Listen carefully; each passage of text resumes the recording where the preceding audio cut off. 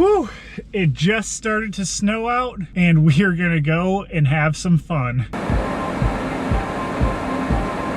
We're out here by Stone Arch right now. This is kind of a finer snow right now, but it's still beautiful. The snow is falling, there's magic all around.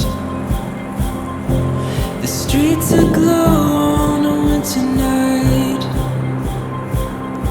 Snow is just still coming down. The National Weather Service has just issued a winter storm warning until 7 p.m. for basically the Twin Cities. So we can expect anywhere from 4 to 6 inches with locally higher amounts. We're coming home. The fire's burning, nowhere else we'll go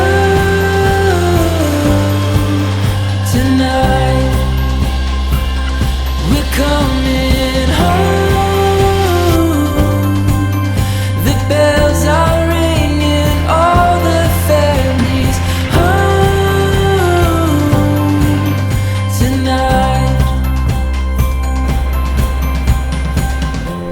The night is fading and time is slowing down. Our troubles melt like the silver snow.